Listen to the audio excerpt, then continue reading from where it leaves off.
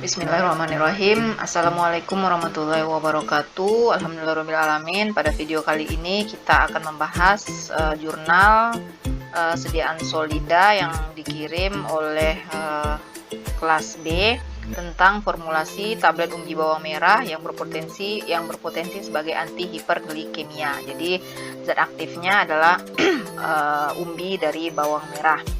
Tujuannya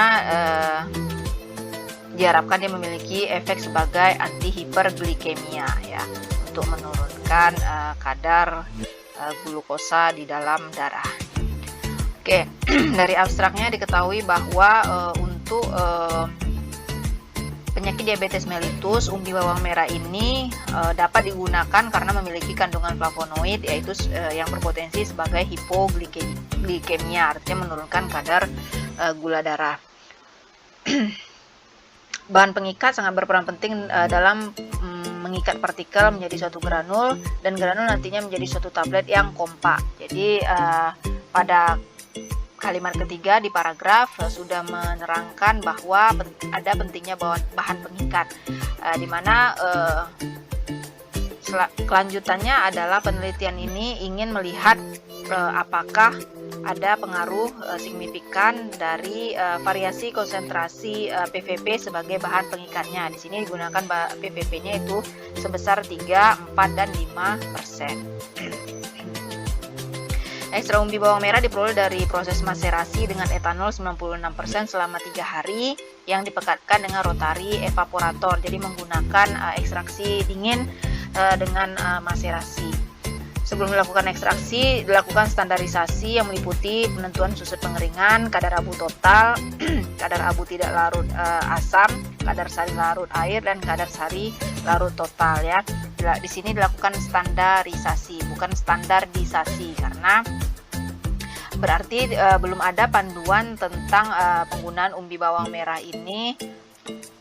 Standarisasinya itu berapa untuk masing-masing parameternya tadi gitu ya. Jadi tidak ada pembandingnya, dan ini hanya disesuaikan dengan apa yang telah dilakukan oleh si penguji, berapa kadar pengeringannya, kadar abu total, dan kadar parameter ekstrak lainnya. Kemudian di standarisasi lakukan screening fitokimia untuk menunjukkan ada atau tidaknya sel positif terhadap steroid dan triterpenoid, saponin, tanin, dan flavonoid sebagai metabolit sekundernya yang dinyatakan dapat memiliki efek menurunkan kadar glukosa darah. Tablet dibuat dengan metode granulasi basah dengan bahan pengikatnya PVP, variasi konsentrasi 3, 4, dan 5%.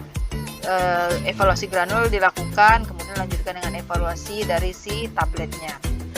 Dan ini menunjukkan bahwa semakin tinggi pengikat yang digunakan akan mempengaruhi sifat fisik dari si tablet, di mana ditemukan bahwa formula dengan konsentrasi PVP 5% memenuhi persyaratan uji sifat fisik dari tablet. Terbelakang pada penelitian ini diambil dari penelitian sebelumnya, di mana PVP dapat digunakan sebagai bahan pengikat karena PVP dapat larut di dalam air dan alkohol, serta PVP dapat menunjukkan pelepasan obat yang lebih cepat dibandingkan dengan bahan pengikat lainnya. Jadi alasan di sini menggunakan PVP sebagai bahan pengikatnya karena pada penelitian sebelumnya diketahui bahwa hasilnya dapat memberikan pelepasan obat yang lebih cepat dibandingkan dengan bahan pengikat yang lainnya. Pelepasan obat berarti nanti kaitannya ke disolusi. Disolusi arahannya adalah memberikan efektivitas yang lebih cepat juga.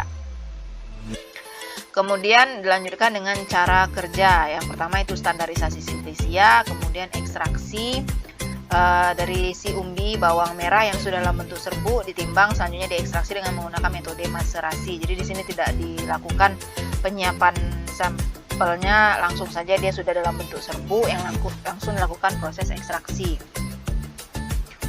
Oke, dan tidak hanya di maserasi saja, tapi dilakukan dengan remaserasi atau dilakukan maserasi ulang lagi. Ya, setelah 3 hari dilakukan maserasi lagi, tujuannya agar dia lebih pekat, lebih banyak si metabolit sekunder yang berpotensi tadi yang banyak tersarikan gitu ya, tertarik. Oke, setelah terbentuk ekstrak, dilakukan proses pengeringan ekstrak dengan penambahan avisel sebagai adsorbennya, perbandingannya 1:1 ya. Jadi aviselnya 1, ekstraknya 1. Artinya avisel di sini digunakan sebagai adsorbennya untuk lebih membuat si ekstraknya menjadi lebih kering, sehingga didapatkanlah hasil ekstrak keringnya berwarna coklat dengan kadar kelembaban di bawah 5%. Berarti kenapa dituliskan di sini kadar kelembaban? Untuk ekstrak kering, parameter yang spesifiknya yang perlu dijaga atau dipastikan adalah di kadar kelembabannya atau di nanti kadar airnya ya. Oke, formulasinya akan dibuat tablet dengan bobot 650 mg sebanyak 50 tablet. Berikut adalah formulasinya, di mana digunakan PVP sebagai pengikatnya, kemudian avisel, laktosa, amilum itu sebagai pengisi, sekaligus juga nanti ada pengikatnya untuk fase dalam. Kemudian ada talkum dan MG stearat itu sebagai gliden dan lubrikannya ya untuk fase luar, mencegah gesek terjadi perlengketan pada dinding bagian punch, dinding bagian die ataupun nanti di antar granulnya tadi. Oke. Cara kerjanya di sini setelah dikeringkan avisel dengan si ekstraknya, kemudian dibuat untuk masa fase dalamnya, dicampur dengan PVP tadi, amilum dan laktosa. Kemudian lakukan pengayakan ditambah dengan alkohol secara perlahan dan diaduk hingga membentuk granul. Dikeringkan massa granul dasar yang melewati proses ayakan tadi dengan menggunakan oven. Selanjutnya baru ditambahkan nanti fase 2 yaitu talkum dan magnesium stearat sebagai fase luarnya. Lanjutnya baru dicetak. Oke, kita lanjutkan ke hasil evaluasi. Yang pertama standarisasi simplicia. Di sini terlihat bahwa susu pengeringannya 10-16%. Dan ini masih tinggi ya, jatuhnya ini untuk masih tinggi karena ranknya itu maksimal itu bahkan 5 atau maksimal sekali itu adalah 10%. Kalau bisa itu di bawah dari 5. Lanjut ke kadar air ya, ekstrak umbi bawang merah, kadar airnya juga masih cukup tinggi ya di 7%. Kadar air tinggi, semakin tinggi kadar air itu akan dikhawatirkan mempengaruhi nanti terjaganya stabilisasi ekstrak yang akan mudah terkontaminasi ya, karena dia masih lembab. Untuk hasil screening fitokimia seluruhnya didapatkan hasil positif untuk beberapa senyawa metabolit yang diinginkan yang dapat memberikan efek anti-hiperglikemik.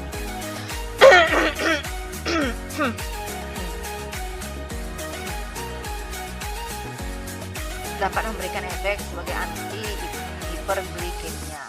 Oke, dilanjutkan untuk evaluasi granul dari ekstrak umbi bawang merahnya setelah dicampur dengan komposisi tablet lainnya. Itu didapatkan kompresibilitasnya memenuhi persyaratan, tapi yang paling kecil itu adalah di F3 6,7%. Persyaratannya adalah kurang dari 20%. Kemudian waktu alirnya keseluruhan formulasi sesuai persyaratan dan tidak ada beda yang terlalu signifikan untuk waktunya. Laju alir juga begitu, sudut istirahat juga, dan kelembaban. Kelembaban yang signifikan di sini adalah di formulasi 3 di mana kadarnya adalah 4,1%. Ya, yang selebihnya di formulasi 1 itu adalah di 4,8%. Berarti dari evaluasi granul saja dapat dilihat bahwa formula 3 itu lebih baik daripada formula 1 dan 2 untuk hasil dari si granulnya saja.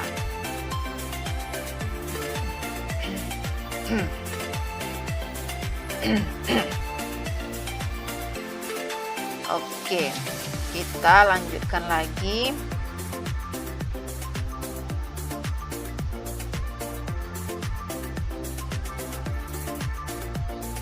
Oke, untuk evaluasi distribusi ukuran partikel, letaknya itu berbeda dari granul yang lain. Itu ada tabel tersendiri di mana granul itu banyak tertumpu atau tertahan pada mesh nomor 40 ya. Mesh nomor 40%. Menunjukkan bahwa granul yang dihasilkan lebih banyak tertahan pada mesh nomor 40. Oke, dilanjutkan dengan evaluasi tablet ya. Setelah dicetak itu didapatkan keseragaman bobot. Tadi adalah targetnya 650 dan ternyata yang mendekati 650 dari ketiga formula itu adalah di formulasi 3 juga. Dengan kerapuhan yang paling tahan paling sedikit ya, rapuhnya itu adalah juga di formula 3 dengan hasilnya 0,31. Selebihnya itu bahkan di atas 1 ya, dimana untuk kerapuhan atau variabilitas itu yang bagusnya adalah di bawah 1%. Yang lainnya itu adalah di atas 1% atau bahkan sampai di 2%. Artinya apa? Artinya dia akan lebih mudah rapuh, tidak akan stabil untuk pada saat proses produksi ataupun bahkan nanti di saat distribusi. Uji kerapuhan dilakukan untuk menilai efektivitas bahan pengikat di dalam tablet. Nah, oke, artinya di sini adalah bisa dilihat juga semakin kecil PVP, kerapuhannya akan semakin besar. Kebalikan ya, semakin kecil konsentrasi bahan pengikatnya di sini adalah PVP, maka kerapuhannya akan semakin besar hasilnya, dimana dia akan lebih mudah rapuh, ya, seperti itu, dan dia berbanding terbalik. Kerapuhan yang tinggi akan mempengaruhi konsentrasi atau kadar zat aktif yang masih terdapat pada tablet. Nah, ya jelas ya. Mana tahu nanti yang terkikis itu adalah yang si zat aktif, berarti kuranglah kadar zat aktif yang berapa miligram tadi jumlahnya di dalam suatu tablet yang sudah diformulasikan tadi. Berarti kesimpulannya di sini adalah formulasi 3 dengan PVP sebesar 5% memberikan stabilitas fisik yang baik dengan kerapuhan juga yang sangat baik, kurang dari 1%. Oke, kita lanjutkan membahas pertanyaan dari kelompok penanya yang juga diberikan jawaban oleh kelompok penyaji. Oke, pertanyaan pertama diberikan oleh Guswan Ferdiansyah yang bertanya, kenapa zat aktif yang digunakan dalam formulasi tablet tersebut kadarnya sebanyak 65,64% dan apa fungsi dari etanol dalam formulasi tersebut. Pertanyaan tersebut dijawab oleh Berliani Aprilia Rahmadewi. Untuk kadar yang digunakan ini diperoleh setelah dilakukan beberapa kali percobaan sampai diperoleh angka tersebut. Sedangkan guna dari etanol pada formulasi ini adalah untuk membentuk massa granul pada formulasi ini sehingga nanti diperoleh granul yang baik untuk dibuat. Oke ya, Guswan, bisa dilihat di jurnalnya itu memang langsung hanya tertera miligramnya, persennya itu hanya di 65,64% tanpa ada perhitungan rendemen kah atau perhitungan percobaan yang menyatakan dia sebagai hiperglikemia itu berapa miligram kah. Jadi jurnal ini hanya menyatakan saja bahwa mereka akan memformulasi dengan kadar zat aktifnya itu sebesar 65,64%. Logikanya berarti telah dilakukan beberapa kali penelusuran untuk konsentrasi yang berarti konsentrasi itu kaitannya adalah ke khasiat atau efektivitas dia sebagai hiperglikemianya tadi ya. Mungkin mereka telah melakukan pengujian dulu pada hewan uji dengan konsentrasi tersebut, ekstraknya saja begitu ya sudah dapat bisa memberikan efektivitas sebagai hiperglikemia. Nah, mereka ingin melanjutkan untuk dibuat ke formulasi dalam sediaan tablet. Jadi untuk lebih jelasnya alasannya kenapa tidak bisa kita baca di jurnalnya tadi. Dan dia untuk fungsi etanol sudah dijelaskan oleh Berliani itu adalah sebagai cairan pengikatnya ya. Jadi PVP sebagai zat pengikat, berarti etanol itu sebagai zat pengikatnya tadi, cairan pengikatnya tadi. Oke, pertanyaan kedua dari Maya Helmita Mahdar. Apakah pada laju alir tidak mempengaruhi nantinya ketika sediaan jadi? Merupakan formula yang paling optimum untuk tablet umbi bawang merah, sementara pada evaluasi dikatakan bahwa laju alir harus lebih besar daripada 10. Sementara yang didapatkan jadi pada persyaratan laju alir itu besar dari 10%, besar dari 10, sedangkan untuk ketiga formula itu adalah 7%, tapi masih dinyatakan dia sesuai persyaratannya tadi gitu ya. mungkin bisa dicek untuk laju alir ini apakah dia kurang dari 10 atau lebih dari 10, karena memang aneh kalau dinyatakan dia sesuai padahal dia kecil, masih kurang dari ranknya tadi kalau dia besar dari 10. Tapi sepertinya ini untuk salah tulis ya, seharusnya itu adalah kurang dari 10, artinya lebih cepat dia mengalir, itu akan lebih baik tadi ya. Atau mungkin ini juga bisa dikondisikan dengan komposisi dari zat tambahan yang digunakan tadi, dan juga pemilihan metodenya itu juga dapat mempengaruhi hasil dari kecepatan alirnya tadi. Oke, dijawab oleh Gina Asriana.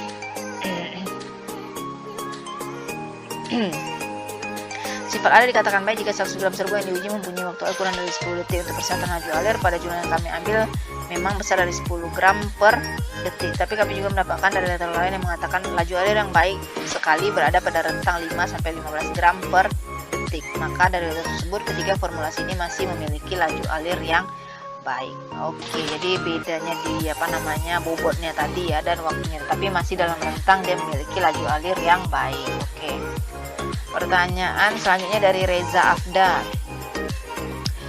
Terkait bagaimana pendapat penyaji tentang satu tanaman obat herbal tidak mengandung satu senyawa saja di dalamnya terkait jurnal ini, dan apakah ada kelemahan serta kendala dalam memformulasi tablet ini? Dijawab kembali oleh Berliani. Menurut kami memang ada penggunaan tanaman herbal banyak ditemukan senyawa-senyawa lain selain senyawa utama pada tanaman tersebut. Contohnya pada jurnal ini kandungan utama umbi bawang merah adalah flavonoid dan senyawa lainnya seperti saponin, terpenoid, steroid, dan tanin. Penggunaan tanaman herbal kebanyakan lebih berperan dalam proses spesifik pengobatannya. Maka dari itu, jika menggunakan tanaman herbal sebagai obat perlu dilakukan standarisasi terhadap kandungan. Mungkin diulang lagi konsep dari penggunaan Simplicia atau tanaman sebagai zat aktif ya. Diutamakan memang hanya satu saja komposisinya, dan ya namanya untuk tanaman herbal ya, tidak akan bisa kita sampai memisahkan dia hanya di flavonoid saja. Kalau itu nanti berarti dia sudah menjadi senyawa murninya, berarti gitu ya, senyawa murninya. Jadi memang pasti akan ngikut gitu, karena dia multi komponen gitu ya, pasti akan diikut. Mungkin solusi yang paling sederhananya ya dilakukan proses pengulangan untuk maserasi tadi, remaserasi. Jadi betul-betul didapatkan, atau mungkin konsentrasi dari si flavonoid dalam yang betul-betul diinginkan itu lebih banyak daripada kawan-kawannya yang lain. Tapi untuk bisa betul-betul dipisahkan itu bukan lagi ekstrak namanya, nanti jadinya ke isolatnya. Oke, kendalanya. Pertanyaan keduanya, apakah ada kelemahan serta kendala dalam memformulasi tablet ini? Sepertinya kalau untuk di atas nama memformulasi itu tidak ada, tetapi hasilnya yang kurang memberikan hasil yang sesuai yang diinginkan ya. Karena ya itu tadi, kerapuhannya itu ada di formula 1 dan 2 itu lebih dari 1%. Berarti kalau jumlah PVP-nya itu akan mempengaruhi nanti di kerapuhannya tadi. Jadi semakin sedikit jumlah PVP-nya berarti dia akan lebih mudah rapuh. Pertanyaan selanjutnya dari Saleh Pohan. Tadi pada evaluasi sedia terdapat syarat laju alir yaitu lebih dari ini sudah tadi. Apakah dapat mempengaruhi hasil? Dijawab kembali oleh Dean. Sepertinya pertanyaannya berulang ya dengan pertanyaan yang sebelumnya.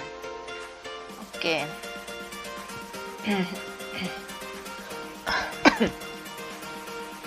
Kita lanjutkan pertanyaan dari Sarah Amelia.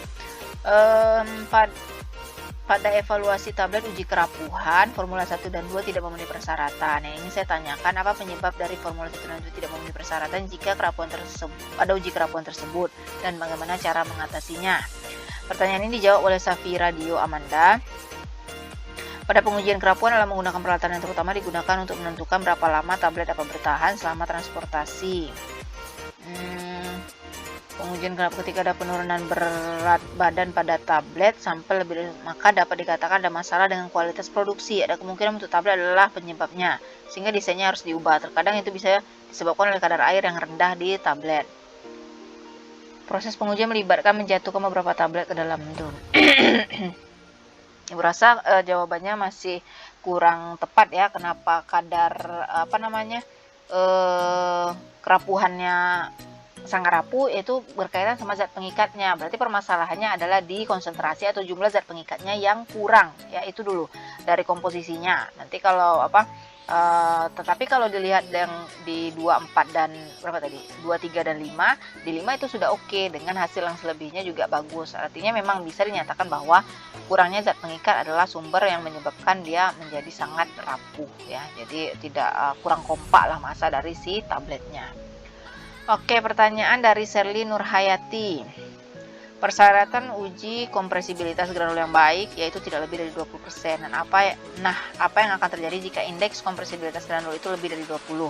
Apa yang harus dilakukan jika ternyata indeks kompresibilitas granulnya itu lebih dari 20%? Apakah besar pengaruhnya terhadap hasil sediaannya? Oke, pertanyaannya dijawab oleh Yolanda Maharani. Kompresibilitas merupakan kemampuan granul untuk membentuk tablet dengan tekanan tertentu. Kompresibilitas juga biasanya disebut dengan indeks Kars yang dapat digunakan untuk menentukan sifat alir. Semakin besar nilai kompresibilitas menunjukkan granul memiliki sifat alir yang kurang baik. Apabila kompresibilitas ini lebih dari 20%, dapat dilakukan adalah pengurangan adesif dan binder atau pengikatnya tadi.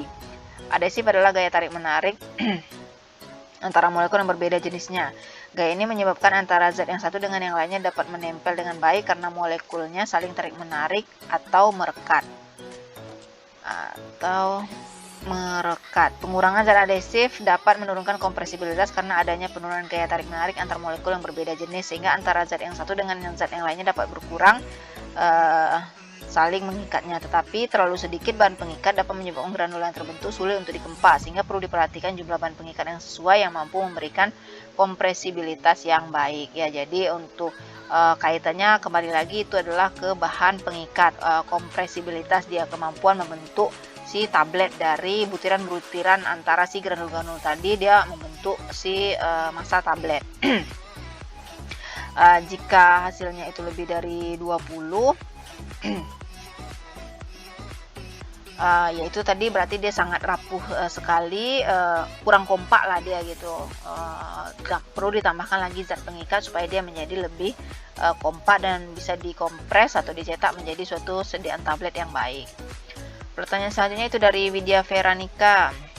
Apa yang paling mempengaruhi pada saat formulasi tablet agar ukuran tablet seragam saat dilakukan evaluasi fisik? Oke, dijawab oleh Margareta Fibiola. Yang paling mempengaruhi ukuran tablet saat formulasi adalah laju alir dan zat aktif yang akan kita kempa, sehingga kita dapat menentukan metode pembuatan tablet kita yang cocok, atau kita tambahkan eksipien yang meningkatkan laju alir serbuk, sehingga ketika kita ingin mencetak serbuk dapat mengalir ke cetakan dengan semestinya. Contoh eksipien yang dapat meningkatkan laju alir seperti laktosa, sukrosa, deksklosa, atau selulosa. Selain itu kita juga dapat menambahkan bahan pengikat yang dibutuhkan, sehingga ketika dikempa maupun keluar dari cetakan tidak ada yang tertinggal ya. Paling mempengaruhi pada saat formulasi agar ukuran tablet seragam ya. Memang itu adalah dia di evaluasi granul. Seluruh evaluasi granul itu untuk menentukan baik atau tidaknya nanti hasil dari cetakan si tablet. Keseragaman, kalau ngomong keseragaman berarti dari sifat alirnya tadi dari hopper ke die, untuk kemudian settingan pergerakan punch dan die-nya tadi untuk dia mengempa yang akan membentuk mencetak menjadi suatu massa tablet.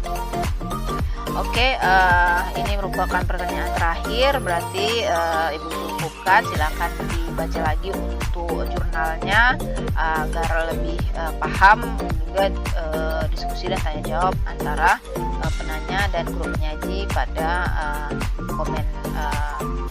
kolom komen ini. Oke, terima kasih. Wassalamualaikum warahmatullahi wabarakatuh.